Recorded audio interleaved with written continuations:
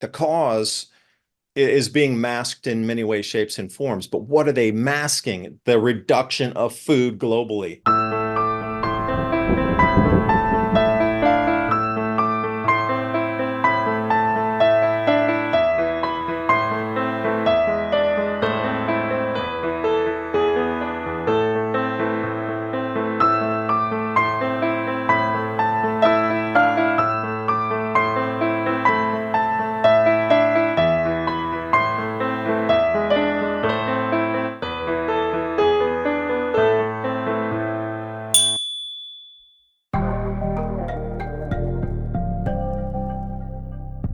Hey everyone, welcome today. This is Marjory Wildcraft, and I'm honored and pleased to have one of the influencers I follow religiously actually getting to do an interview with him, David DuByne from Adapt 2030.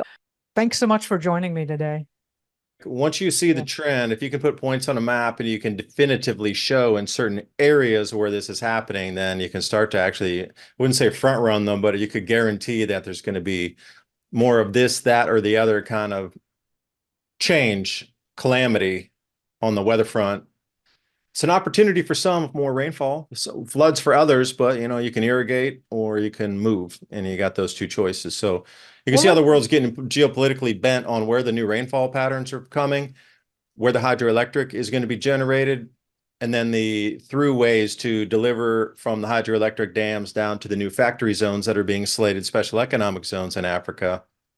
Yeah, let's just talk for a minute because I don't think a lot of people in my community yet really totally appreciate what it is that you bring in. And let's start out with, so is it the Greater Ethiopian Dam that's been built? It started in 2007, 2008, one of the driest places on the planet, and they're building a hydroelectric dam that will be the largest hydroelectric dam in like the whole continent over there.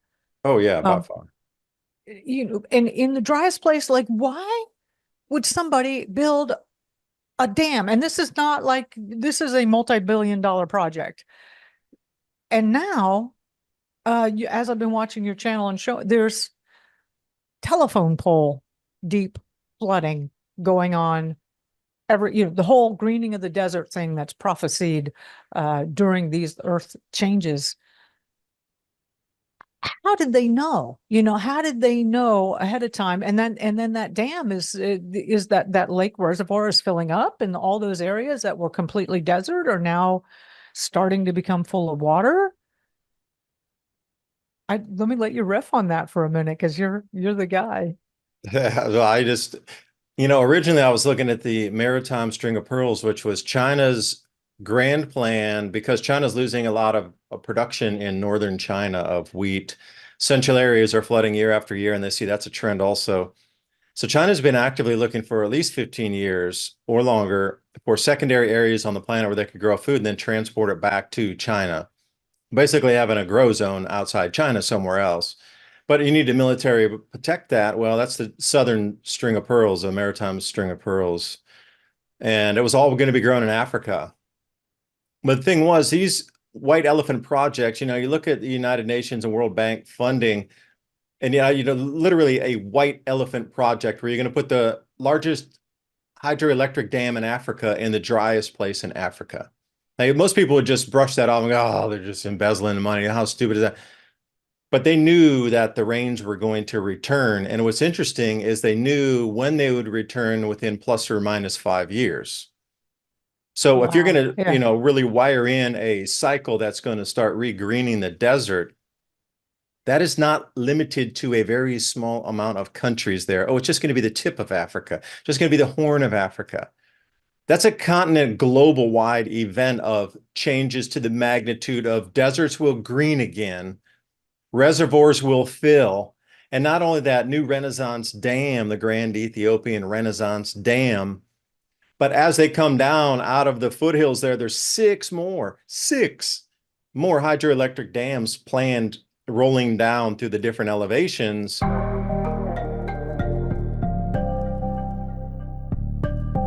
And all of that will be feeder routes out to what is a new special economic zone that will benefit Ethiopia, Eritrea, and the Sudan, to mention a few. That's why they're so keen on getting Port Sudan back up and running. And that's why the Russians are there and not the Americans. But here's another interesting factoid. Back in history, we're going to take you back to 800 AD. If you go just across the Red Sea there, just into Yemen, the Marib Dam, M-A-R-I-B, Marib, was the largest water body in what was considered the Arabian Peninsula at that time, circa 800 AD. And that was just on the side of just literally a 10-minute flight from where that dam is where the Marib Dam is. So if you knew these cycles were coming back, and that area in the Marib in the south western corner of Yemen was going to fill up again, you could probably forecast out that those same weather patterns 100 miles away would also be able to fill these reservoirs. And not only that, if you take that down before it gets into where the Blue and the White Nile connect together, if you go a little bit to the west of that, that is a basin of a previous mega lake. So if you look at the mega lakes through the Sahel in northern Africa, say circa 6,000 years prior, oh, they had these massive lakes. They were way bigger than any of our Great Lakes in America. You could put multiple Great Lakes in America together and it still would not equal the size of just some of these smaller water bodies. They were at that time measured the largest water bodies on the planet, believe it or not, 6,000 years ago. So with all this extra precipitation and moisture, it's going to start to fill these areas again, which were the bottoms of the old previous mega lakes. But the disingenuous disservice that everybody on the climate modeling side has done has told everybody in Africa, it's going to get drier, it's going to get drier, it's never going to get wet again, so keep chasing the shoreline down. So that's what they did, is the shoreline would decrease. Like Lake Chad is another good one. That's sort of central in there. As Lake Chad was shrinking, everybody in the climate side was going, it's going to go to zero. It's going to become a mud puddle and a little minnow or, frogs won't even be able to live in that. So keep chasing the water body down and good luck. Well, suddenly they've kind of reached maximum shrinkage where everything is suddenly refilling. And that's why you're having record floods across Africa, because all the towns and villages that they put there and the roads and everything was they were chasing the lakes as they were shrinking. So now you have this little tiny body of water, and they put all these towns and villages, roads, railways all around it, thinking that it was going to continue to shrink. But now it's starting to fill up. So, some of these places were like 400 feet deep before, and now you're at the very bottom of it. So even, pretty big floods would raise water levels 10 feet. And then all of a sudden you're seeing all these crazy images and videos of houses being completely inundated and covered. It's all a cycle, but you brought up the most pertinent point. Who knows? And how do they know it's coming back? And how do they keep this information hidden from the public? That's the whole thing. And what's interesting is you're talking about, so like it was only 1,200 years ago was 800 AD. So, I mean, that we still have written history, supposedly. I mean, it's like, it's not like we were the caveman story. I mean, and then there's so many other things in our history that keep showing up, like, buildings that there's no way they could have been built by the technology that our history supposedly, claims we were. So, and I find this dam to be just another, I mean, that's a massive investment, that's not a minor event. Yeah. And so what else do they know? And where else are they investing, or what else are they doing, or why, who is controlling this that they're not letting us know? And our history having been so obscured and manipulated. I mean, it's even just like right now we're seeing Google just, if it doesn't fit a particular narrative, they will go and just wipe out references or websites that have to relate to anything that is not what they want the story to be. This is not a new thing that's happening just because of technology today. This is something that they've been doing for millennium. But they do know these cycles, right? That dam just is such a spectacular example of it. You also talk about the, and we were referring earlier to Christian Westbrook was, he called himself the Ice Age farmer, because we're headed into a mini ice age, which has very drastic consequences for humanity and population, because it's related to the amount of food that can be grown in the grow zones that we have now that are very productive, that things are shifting. And his disappearance is very strange, and his lack of communication. So I I don't think he was saying anything too egregious other than like what we're talking about right now, but there are all kinds of interesting problems that are showing up in the world. But do you want to talk a little bit about the grand solar minimum and You have to have an excuse for the changes we were seeing or about to see. So just on the surface level, really easy analysis on that one. If they had enough information to understand that entire continental weather systems were going to start to green desert areas in the Middle East and Africa, that's a massive change that everybody would see with their eyes. You would just have to open your curtain and look out. So there'd have to be a pre-built excuse in. So when things started going awry, that, well, it would be explainable, because if it started to go with this much change that we've seen so far, but there was no explanation behind it, people would be a little unnerved.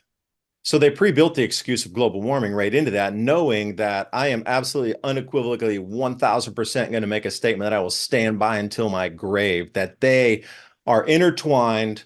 The same persons and organizations that control the more ancient information repositories, museums, Vatican, religious, the monarchy families that keep a lot of that older information hidden, also are working in tandem to control the populace on the planet, but also creating the excuse. So see, it's the same group of people that are the ones that are funding all of these projects. The same groups of people are pushing global warming as the reason that everything is changing. But if you knew these cycles, and you really have to have some of the oldest records and documents on the planet to get a good, who was running around the planet 500 years ago, consolidating all that into one repository or two repositories around the world. It was the same players that are right here in control today, still have a lot of the money and the power in governments. So there, you look at that and you say, okay, they knew the cycle. They had 500 years of running around the planet, getting all the codices and the stories and, putting that into and then running it through computers to get better base models of what's really going to happen with climate, what's really going to happen. Not that you're driving an SUV, but the true cycles that are rolling in on 400-year grand solar minimum cycles, these turning of age cycles at 2,000 years, and then we get what they call like the mid-Holocene, where that's a 6,000-year cycle. Then we got these 12,500-year geomagnetic excursion cycles.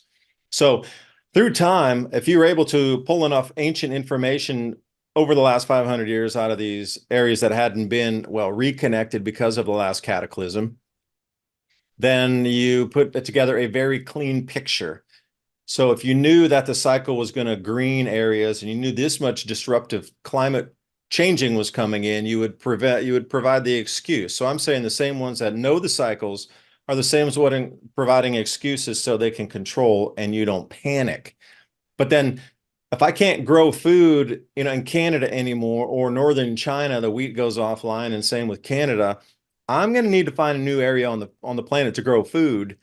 And you know what? If that area of the above ground water is increasing across Africa, plus you can tap the Nubian sandstone and the Seuss and the other dozens of aquifers under Africa, then you can have the below water resources for agriculture that are some of the purest waters on the planet. And the above ground water rainfall totals increase. So then you can bring out a new grow zone and you can replace what's lost in these other areas because of these, well, upsets in how much food we can grow in further north latitudes. But it needs to be funded. And our present Western countries are going into, well, a hyperinflationary collapse mode economically. But nothing goes to zero. That's the whole thing. It's this turning. They need to take that money and move it into a new area on the planet that can get returns, that massive amounts of debt can be issued to restart a system. Like a global economic system needs to be restarted somewhere with a new possibility and amount of that much debt being issued.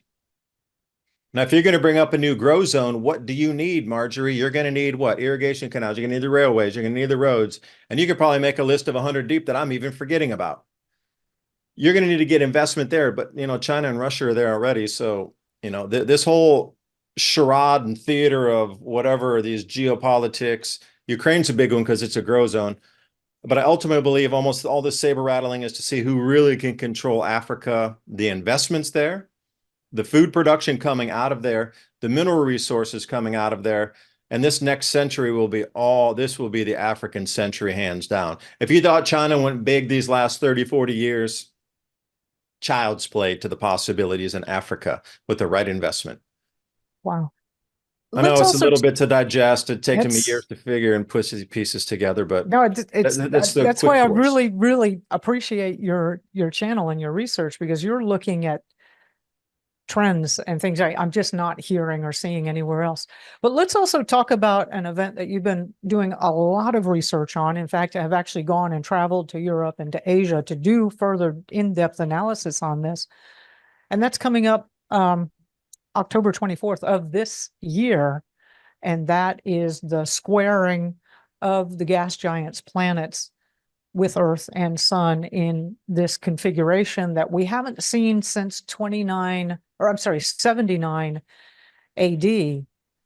And why that's so important, if anybody wants to go and do some search engine looking, 79 AD, the big event there was the explosion of Mount Vesuvius, a gigantic volcanic eruption. And you're talking about that cycle is now in play again. And the way we know it's coming is through this astronomical configuration. It's not astrology. Well, who knows, what's the difference between astrology and astronomy, but we're getting this configuration, and you've been finding evidence of this configuration in paintings, and in statuary, talking about when this particular configuration occurs, which is about to occur on October 24th, that massive changes to the ocean and to the Earth start to happen. Can I let you riff on that for just a minute? Yeah, and it's going to be electromagnetic. And just to answer that previous question, what's the difference between astronomy and astrology? 200 years ago, they were the same science. The astronomy gives you the XYZ axis to locate a point in space where you literally inhabit with the planet. Like, where are we? The astrology explains the energetics that the planet would pass through, because space is not all uniform and it's all equal. Some places are hotter, there's more plasma. Some places are more debris, and we come through that and we get all these comet showers depending on how strong the sun's magnetic field is, which also, increases our, shield, if you will. The electromagnetic field is definitely dropping now. Some of the newest measurements were at least 1% per 5 years, but there's some conjecture because it took Swarm offline, which is a series of satellites that used to give public data about the Earth's magnetic field, but once it started dropping faster than 1% per decade, they took all the information offline. So the numbers that are being given right now are 1% per year or 1% per 5 years. So that's a huge. And if you're looking at like how this so far, the North Pole is tracking, and that's 1 degree, of latitude moving. I mean, you're talking about the North Pole, geomagnetic North Pole moving like 60 miles in a year or more.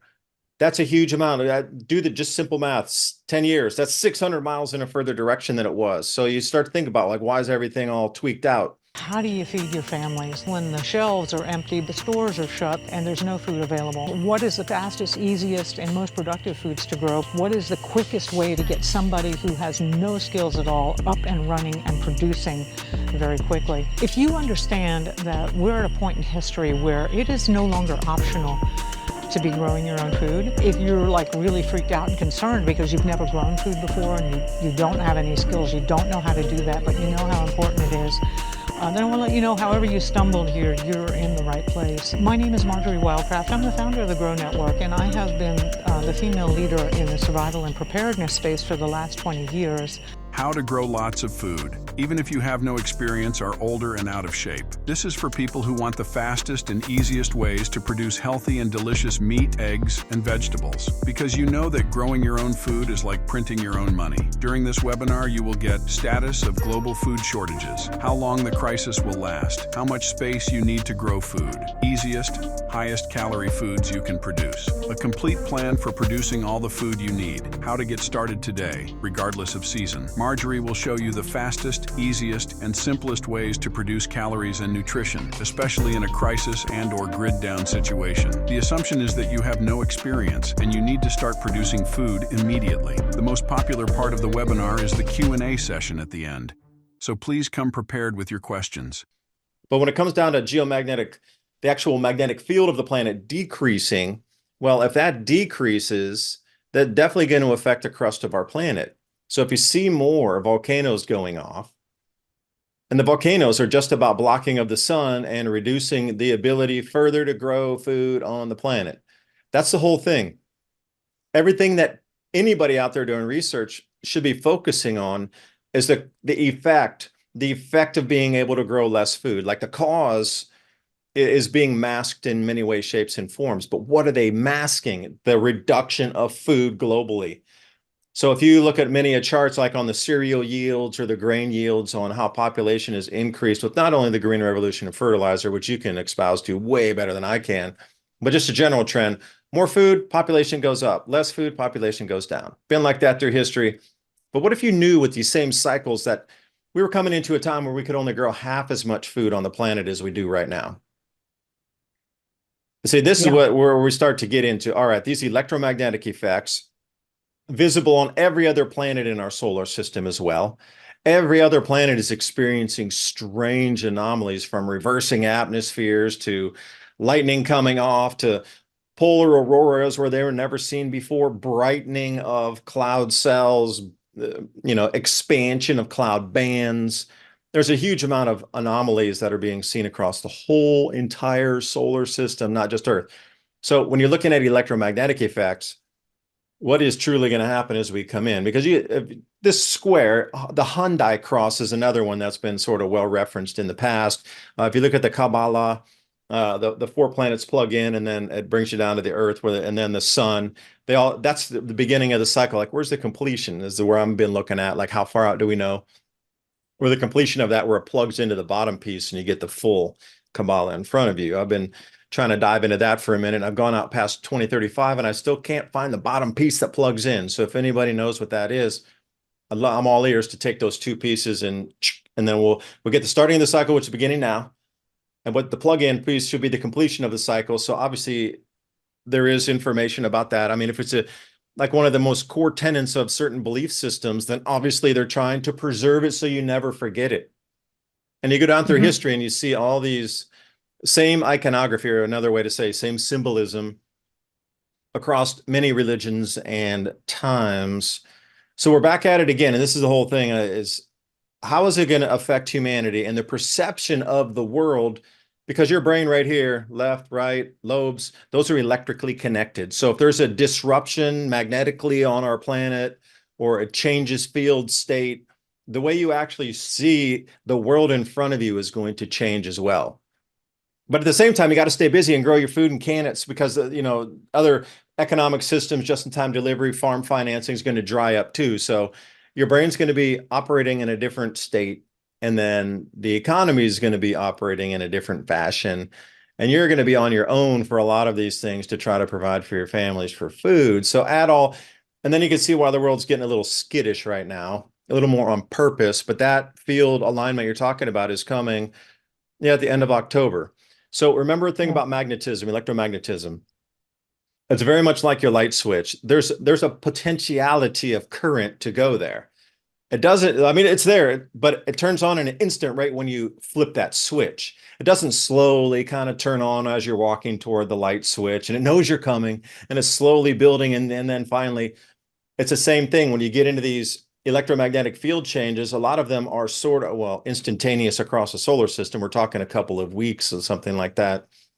So the biggest event and the most powerful of these extremes that we're about to flow through, you're seeing the amplification now, but I believe it'll just be a week or two before, like that second week in October is really when we're going to start to see some, like, that is unbelievable type of extremes. We've seen some like strange tide action in the really high northern latitudes, where the tide heights can change like up to 20 feet in a day. Some of those areas are showing like the speed at which the tides are coming back in is just ferociously dangerous fishermen caught off guard, multi-generational fishermen. They can't even judge the tides anymore to even get their boats untied from the shorelines. I mean, wow, that kind of change coming in an instant. And then the volcanoes.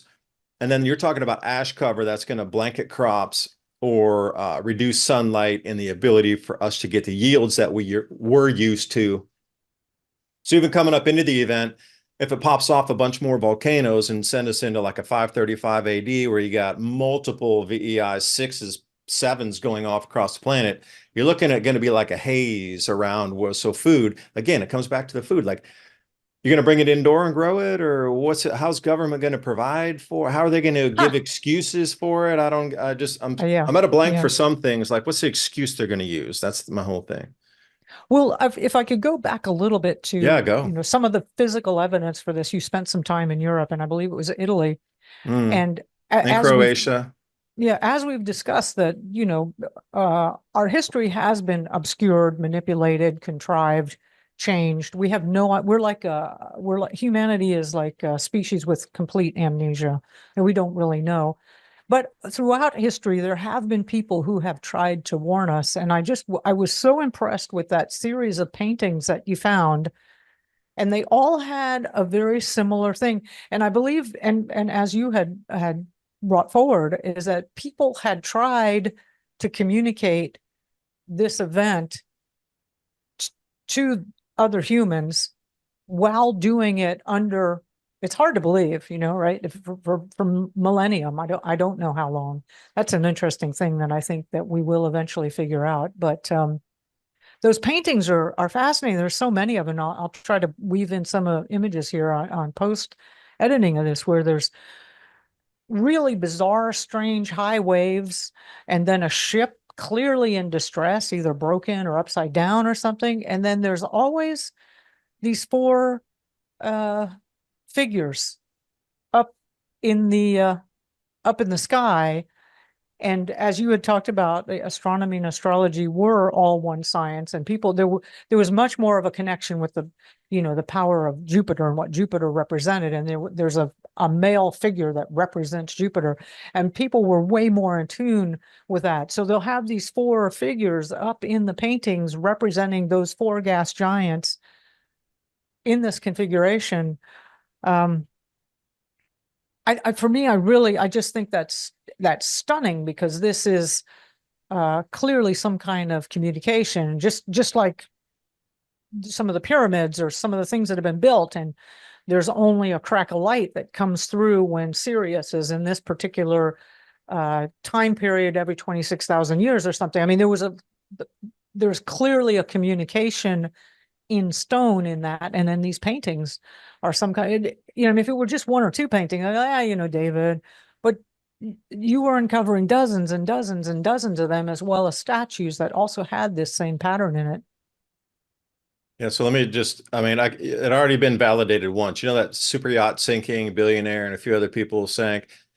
Well, did you see the regatta races there too? They got blown, and like these multi-million-dollar regatta yachts all got blown up. But what's so interesting was when I was looking at the wind patterning, the pattern of the wind and the waves looks exactly 100% what all of those different paintings were found. And for those of you who are wondering, that was in the Naval Museum in Venice.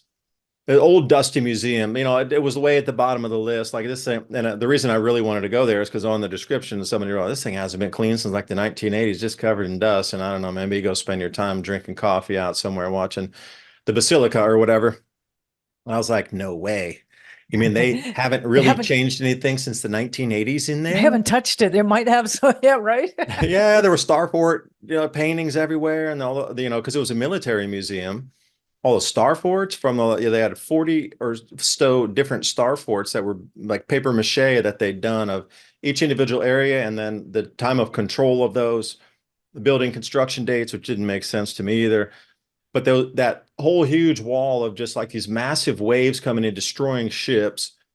But that's exactly what all these videos of the days of those storm that capsized the Billionaire's boat. But then there was a regatta that was going on. And like I say, it ripped those boats to shreds, pushed them all to shore.